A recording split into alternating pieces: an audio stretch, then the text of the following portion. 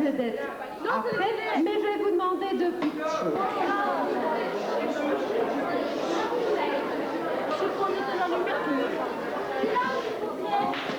Comme c'est joli le monde. Dis papa, comment le monde a commencé? Oh, c'est une très longue histoire.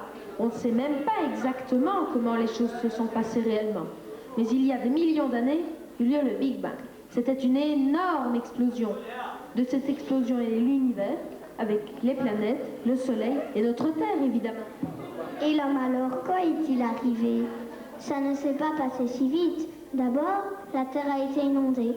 Puis dans l'eau sont apparus de minuscules organismes, des bactéries, qui se sont peu à peu transformés en des espèces d'algues qui ont produit de l'oxygène. La Terre devenait donc vivace, c'est-à-dire respirable par des êtres vivants. Et l'homme alors, quand est-il arrivé? Bien d'autres organismes vivants se sont développés avant que l'homme n'arrive sur Terre. Et chacun d'eux a fait progresser la vie.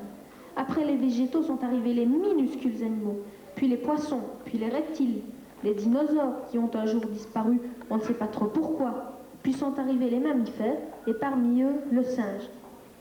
Et l'homme alors? Le plus ancien squelette d'homme qu'on ait retrouvé a des millions d'années. C'est une femme, Lucie, l'Australopithèque. Elle était encore plus singe qu'homme, mais elle savait se tenir debout et marcher. C'est elle qui a donné naissance à l'ensemble de l'humanité. Elle était toute seule? Non, bien sûr, toute seule, elle ne pouvait avoir de descendants. On pense que dans son groupe, il devait y avoir une centaine d'individus qui sont partis à la conquête du monde. Comment ont-ils fait? En marchant, en cherchant leur nourriture, en développant de plus en plus leurs compétences. Je vais te les présenter. Moi, je suis l'Homo habilis. On m'appelle comme ça car je suis habile de moi-même. Regarde les outils de pierre taillée que je vais fabriquer. Moi, je suis l'homme de Cro-Magnon. Je vivais ici, chez toi, il y a 35 000 ans. Je pouvais chasser, peindre, faire des poteries, coudre des habits et même faire des bijoux. Mon cousin, l'homme de Néandertal et moi avons conquis tous les continents marchands. Moi, je suis l'homme du néolithique. Je suis toujours pour la préhistoire car je ne sais ni lire ni écrire. Mais je suis devenue sédentaire. Je construis des villages et je cultive le blé. Enfin, je n'ai plus mal aux pieds. Mais si nous venons tous de même ancêtre, comment y a-t-il eu des couleurs de peau si différentes? Moi, si je suis noire, c'est que mes ancêtres ont dû s'adapter au grand soleil d'Afrique. Ma peau a produit en grande quantité une substance pour me protéger des rayons du soleil. Et dans le désert, quelle chaleur! Les hommes de petite taille résistaient mieux aux régions au climat plus dur, aussi bien au froid qu'au chaud. Sur les hauts plateaux d'Asie, le vent souffle violemment. Les hommes aux hybridés se sont trouvés bien plus à l'aise. Nous avons traversé le détroit de Bering. Nous sommes les premiers découvreurs de l'Amérique.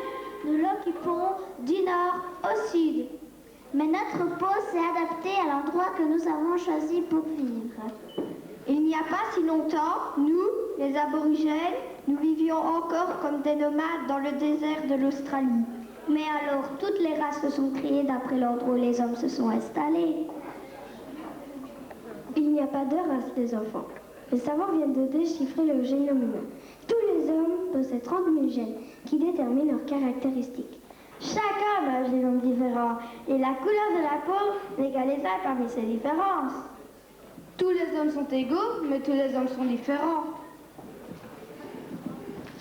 Toi, petit enfant qui va créer le monde de demain, prends garde à ne pas utiliser ses connaissances pour le mal.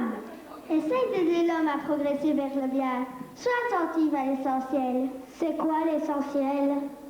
On ne voit bien qu'avec le cœur, l'essentiel est invisible pour les yeux. L'essentiel est invisible pour les yeux. C'est le temps que tu as passé pour ta rose qui a fait ta rose si importante. C'est le temps que j'ai passé pour ma rose. Les hommes ont oublié cette vérité, mais tu ne dois pas l'oublier. Tu deviens responsable de ce que tu as apprivoisé. Tu es responsable de ta rose. Je suis responsable de ma rose. Si je comprends bien, l'essentiel c'est d'aimer. L'essentiel, c'est d'aimer. Avec des projets pour la terre, pour les hommes comme la nature. Faire tomber les barrières, les vieux parapets d'Arthur. Parfois les moments, imagine notre espoir. On laissait nos cœurs au pouvoir des fleurs. Jasmin, jasmin, lila, lila, c'était nos divisions, nos soldats. Pour changer tout ça, changer le monde, changer les choses avec des bouquets de roses. Changer les femmes, changer les hommes avec des géraniums. Je me souviens, on avait des chansons, des paroles, comme des pétales de dorade. J'écoutais en rêvant la petite fille au tournevis qu'elle folle. Le parfum, imagine le parfum. Le jardin, c'était